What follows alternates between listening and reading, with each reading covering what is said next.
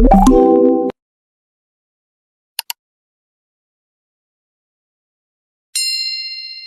look at this one. Check this out. Okay. I look good. Okay. On the street and I got my swag on. Okay. All you suckers just the one that be me. So, get smacked. Terima kasih telah menonton video kami. Hari ini kita akan mengajak kalian untuk menjelajahi salah satu tempat bersejarah yang sangat penting di Indonesia, yaitu Museum Kebangkitan Nasional. Betul banget, museum ini tidak hanya menyimpan berbagai artefak berharga loh, tetapi juga menjadi saksi bisu perjalanan panjang perjuangan bangsa Indonesia menuju kemerdekaan. Yuk, kita mulai perjalanan kita untuk menggali lebih dalam tentang sejarah kebangkitan nasional Indonesia. Jadi, pastikan kalian tetap bersama kami hingga akhir video ya. Selamat datang di Museum Kebangkitan Nasional semuanya. Museum ini adalah sebuah gedung yang dibangun sebagai sebuah monumen dari tempat lahir serta berkembangnya kesadaran nasional serta ditemukannya organisasi dari pergerakan modern untuk pertama kali, yaitu Budi Utomo. Sebelum bangunan ini menjadi sebuah museum, dahulu bangunan ini digunakan sebagai sebuah sekolah dengan nama Sekolah Stovia atau Sekolah Dr. Bumi Putra. Kemudian, seiring dengan berjalannya waktu, gedung ini pun dialihfungsikan menjadi sebuah museum untuk memperingati Hari Kebangkitan Nasional.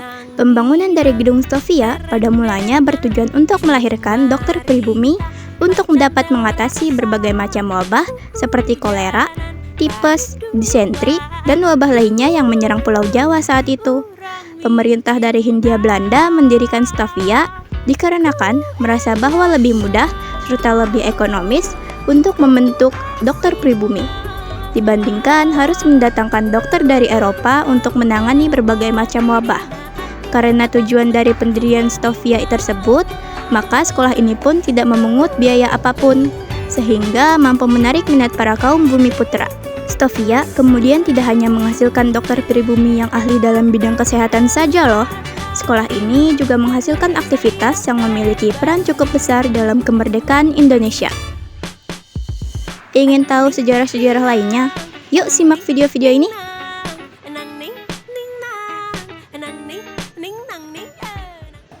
Hai teman-teman, tahu gak nih? Jadi salah satu sejarah dari Museum Kebangkitan Nasional ini adalah ruang pengajar. Ruang pengajar di museum ini memiliki makna yang sangat mendalam. Dulu, ruang ini digunakan sebagai tempat belajar bagi para pelajar dan juga sebagai pusat diskusi bagi para pemuda yang ingin memperjuangkan kemerdekaan Indonesia. Disinilah para pendidik dan aktivis berkumpul untuk berbagi ide, strategi dalam melawan penjajah. Bisa kalian lihat di sini. Nah, jadi pendidikan itu memainkan peran krusial dalam kebangkitan nasional. Melalui ruang pengajar ini kita bisa melihat bagaimana pendidikan menjadi alat untuk membangkitkan kesadaran nasional. Banyak tokoh-tokoh besar seperti Ki Hajar Dewantara dan Soekarno yang menganggap pendidikan sebagai fondasi untuk membangun bangsa yang merdeka. Sekian dari saya, lanjut ke orang berikutnya. Nah, kalau yang di belakang saya ini namanya ruang media ajar di museum yang didedikasi untuk menunjukkan berbagai alat metode pembelajaran yang digunakan dalam proses pendidikan di Indonesia. Di sini kita mulai dari buku master hingga alat peraga yang digunakan oleh para pendidik untuk menyampaikan materi kepada siswa. Media ajar memiliki peran penting dalam pendidikan dalam konteks sejarah. Kita juga bisa melihat berbagai media ajar perkembangan seiring zaman perubahan zaman dari penggunaan tulisan tangan dan buku-buku cetak hingga penggunaan teknologi modern dari proyektor dan media digital saat buka. Dan ini dia tempat yang digunakan para pelajar untuk pendidikan medis yang ketat bagi siswa pribumi. Namanya ruang kelas terbuka. Ruang kelas terbuka di museum ini mayoriti pentingnya pendidikan sebagai alat untuk kebangkitan semangat nasionalisme. Nah, konsep ruang kelas terbuka sendiri mencerminkan ide bahwa pendidikan seharusnya tidak dibatasi oleh dinding-dinding kelas yang konvensional. Ini menciptakan suasana belajar yang lebih inklusif dan interaksi di mana siswa dapat berdiskusi dan bertukar ide dengan bebas. Di ruang inilah pelajar Stovia seperti Sutomo, Wahidin, Sudiro, Osodo, dan lain berkumpul berdiskusi dan mencetuskan pergerakan nasional. Pelajar Stovia. Salah satu sejarah lainnya adalah tempat asrama pelajar Stovia. Tapi sebelumnya, teman-teman tahu nggak sih apa itu Stovia?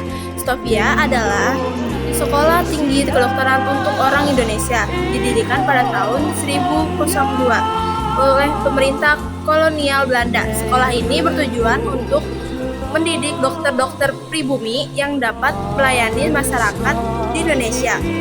Nah, ruang asrama pelajar Stovia adalah tempat tinggal bagi mahasiswa yang berasal dari berbagai daerah di Indonesia. Asrama ini tidak hanya berfungsi sebagai tempat tinggal, tetapi juga sebagai pusat interaksi sosial dan diskusi antara para pelajar. Disinilah mereka berbagi ide, belajar bersama, dan membangun solidaritas untuk memperjuangkan hak-hak masyarakat. Ruang pelapor kebangkitan nasional. Di ruang ini pelapor kebangkitan nasional. Ruang ini merupakan salah satu bagian penting dalam museum yang didedikasikan untuk memegang para tokoh yang berperan besar dalam kebangkitan nasional. Di ruang ini pengunjung dapat melihat berbagai koleksi yang menggambarkan perjalanan hidup dan perjuangan tokoh-tokoh seperti Soekarno, Muhammad Hatta, R.A. Kartini, dan banyak lagi. Di sini kalian dapat melihat berbagai artefak seperti buku-buku, foto-foto, dokumen sejarah, dan barang-barang pribadi milik para pelapor. Tiap koleksi dilengkapi dengan penjelasan yang mendalam tentang peran dan kontribusi masing-masing tokoh dalam perjuangan kemerdekaan. Gimana? Keren kan? Dan di sini ada ruang memorial Budi Utomo. Nah, kita kenalan dulu yuk, siapa itu Budi Utomo? Budi Utomo adalah organisasi yang didirikan pada tanggal 20 Mei 1908 oleh sekelompok mahasiswa Stovia di Jakarta. Organisasi ini merupakan salah satu yang pertama kali mengangkat semangat nasionalisme di kalangan rakyat Indonesia. Budi Utomo berfokus pada pendidikan dan pemberdayaan masyarakat untuk meningkatkan kesadaran dan pentingnya persatuan dan kemajuan bangsa. Di ruang memorial Budi Utomo ini, kita dapat melihat berbagai koleksi yang berkaitan dengan organisasi, termasuk dokumen-dokumen penting, foto-foto para pendiri, serta barang-barang bersejarah lainnya.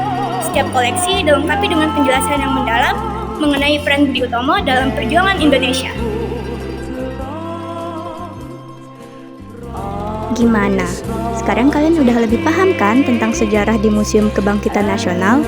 Kita telah mendapatkan ilmu baru tentang sejarah.